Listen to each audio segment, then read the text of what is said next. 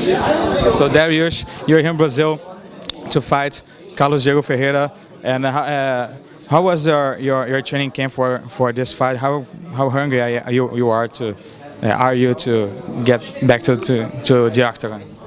My training camp for this fight has been really good. You know, I have my teammates Rafael dos Santos, I have Morongo with me, and I think one of the best training camps I've ever had. And what was really good was my last fight was 8 weeks ago, and this fight is now, so I was able to take my last fight and this fight and put them together. And motivation is always high. I'm always motivated to fight. They had to switch opponents. They gave you a new one. Did that change a lot in your strategy and the way you were training?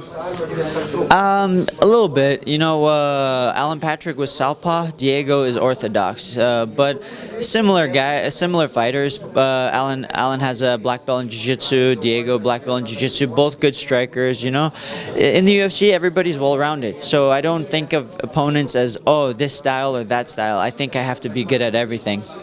Diego impressed me in his UFC wins. First with his submission and then with a knockout, right? And were you impressed? What stands out the most of his game in your opinion? Diego's been very impressive. I think the most impressive thing I've seen with Diego that stands out is his patience. It's how comfortable he is in the cage. So for me to win, I have to be able to go there and change that. I think I heard you say in another interview that you've been to Brazil, you fought in Goiania at UFC, and you won, and this kind of already beat up the whole thing about Brazilian fans and their chants. And how was that experience for you, and how has it been here, coming back here right now?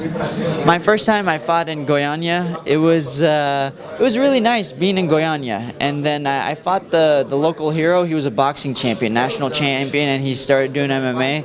And when I fought him, when I was walking in, they were doing the chant "Vai morrer." I think that's how you say it. And I didn't know what that meant at the time. After I fought, I won the fight. I went back into my corner, and my coach is Brazilian, Rafael Cordeiro, and he told me, "Man, I've never been so scared." I'm like, "What? Why? What's going on?" He said they were chanting "Vai morrer." I'm like, "Yeah, what does that mean?" He's like, "You're gonna die." I'm like, "Oh, okay, now I'm scared too." But then I walked out and I talked to the fans. So nice, man. So nice. Everybody shook my hand, congratulated me, told me it was a great fight. So the energy was what I was exactly looking for. It's true, I'm not gonna be the fan favorite when I fight in Brazil, but I know afterwards everything's gonna be great. Yeah, having the Brazilian guys in your team help you at all coming here and fighting? Does it make the transition easier?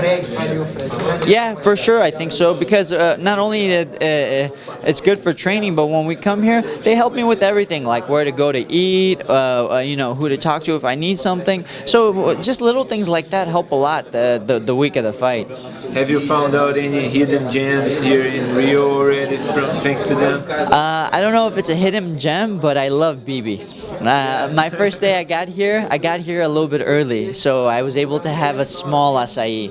I had one of their acai, and I gotta say it's one of the best acais I've ever had. So I haven't had acai since, but I'm waiting for after the fight to go there and just eat as much acai as I can. Oh man, you should try to get a sponsorship. I mean, you just said it in the name. You know? That's true, huh? Well, what's going on, Bibi? Give me a sponsorship. Just one last. You're fighting in the main card, in the pay-per-view card, against a guy that's unbeaten. Before you were fighting another guy that was unbeaten. Do you feel like the UFC is giving you credit? Does that mean that you're nearing that top 15 spot? I don't know if I'm near the top 15, but I think the UFC is interested in me to see what I'm capable of. I think they keep giving me more challenges to kind of see what I'm capable of, and they're kind of excited about how many times I'm fighting, how quickly I'm fighting. You know, this is my 4th fight in 9 months, so I think they like that, and I think they want to test me. How taxing is it on your body? How are you able to fight so much in such little time? You know, when fighters talk about how it's taxing on their body, what happens is somebody fights and then they kind of take some time off.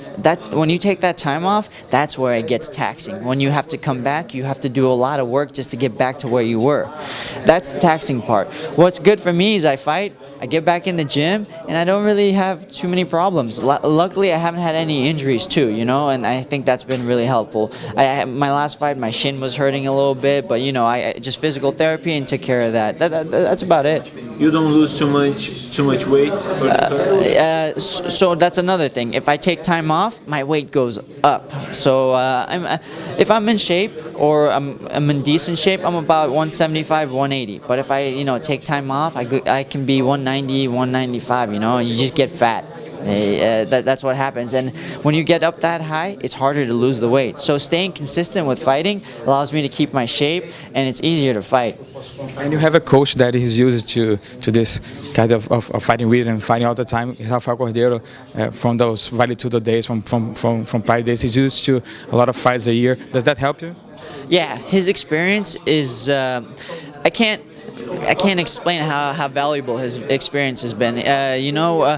Most coaches, they tell you what to do, but he, like last night, he put the gloves on and he's like, okay, let's go. We sparred a little bit, and we would spar for like 2 minutes, 3 minutes, and then he would tell me, hey, you need to do this more. You need to do this more. This is right before a fight, The guy needs, all he has to do is hold mitts for me, but he puts on the gloves just to show me, And I think that shows a lot about him and where he comes from. And you're training at camp that has a lot of stars of the UFC and Pride. Does that help you to evolve a lot faster?